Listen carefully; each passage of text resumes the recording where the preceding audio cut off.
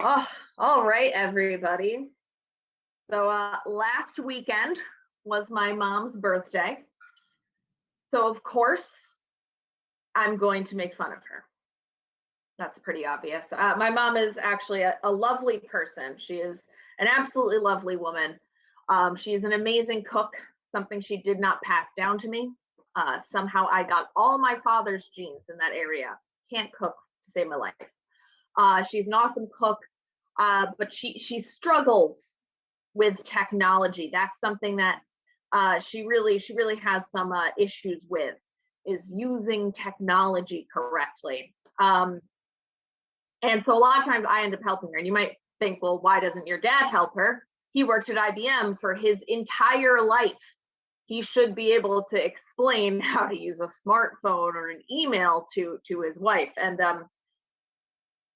no, no. And it's not because he doesn't know how to do those things. It's there's a barrier in communication. You see, my dad looks at technology and computers with a scientific and analytical mind.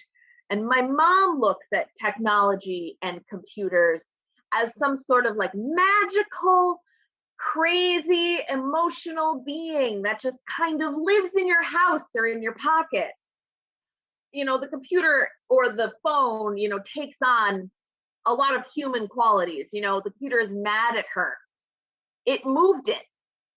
It can do things by itself without any intervention on her half.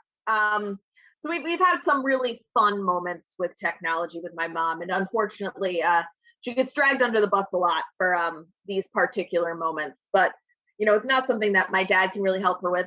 So a lot of times it comes to me, and I love it because it is the most entertaining thing to deal with. I think my most recent favorite moment of technology with my mom was around attaching a PowerPoint to an email. She first told me about this issue over the phone because she tried to have it addressed to my father, and that didn't work too well. So she called me and was like, I don't know how to do this. And I was like, well, I'll help you the next time I'm home. So I come home and I'm like, you know how to attach things to emails? She's like, well, yes, I do. I know how to attach things to emails. And I was like, so it's the exact same thing. It's just like attaching anything else to an email. She said, no, it's not. No, it's not. And I was like, really? Okay, well, show me how you attach something to an email. So she sits down at the computer, she turns it on, and she starts narrating what's happening. And my mom's narrations are beautiful because when she's dealing with a computer, she uses way more words than are needed to be used, but none of them are right necessarily.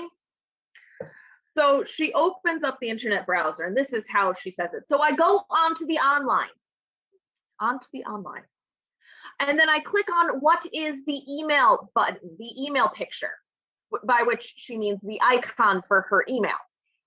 So now she's got that open. So we're this far. And she goes, and then I click upon what is the create a new electronic mail.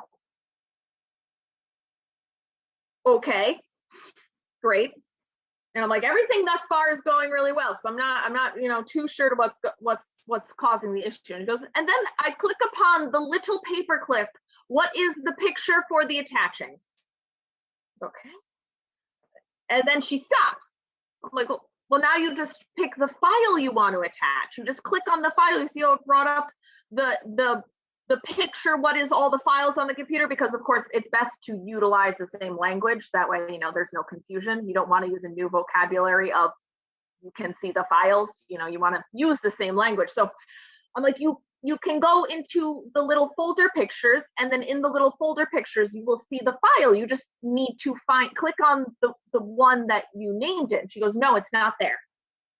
I go, well, where did you save it? What file did you save it in? She goes, I don't know. Well, that's why you can't attach it. You don't know where it is. And as it turns out, she has been creating these PowerPoints, but has no idea where they're getting saved to. And so I asked, well, let's try and where do you think they're being saved? She goes, it moves it. What is the machine moves it? When I am not looking, the machine moves it. And I'm like, okay. So then I'm trying to teach her how to search for the PowerPoint. So I'm like, what did you name the PowerPoint?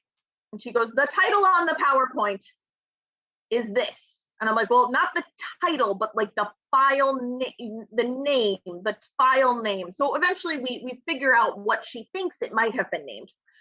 And so I'm like, okay, when you need to search for something, you click on the little picture of the magnifying glass. And of course, at this point, because, you know, her eyesight isn't, you know, she's very good glasses, but, you know, like when you really need to get up in the computer's business, you get up in the computer's business. So she gets this close to the screen and is like staring and is like, click on the hourglass. So she's got that clicked. And I should have mentioned this. The entire time we're doing this process, she is writing down what I'm saying on a piece of paper. And this piece of paper is going to join the host of other pieces of paper that have decorated the wall behind the computer, because that is the only way she is ever going to be able to repeat this process without somebody sitting next to her. So she's writing down, you know, okay, so click on what is the tiny magnifying glass. Okay, and I'm like, all right, we're gonna type in the name of the file. So we find it. It was buried in God knows where. I don't know how she found the files she put it in, but we successfully attach it to the email. And so she sits back, glad that her file is attached, and goes, I cannot do this. I cannot do this.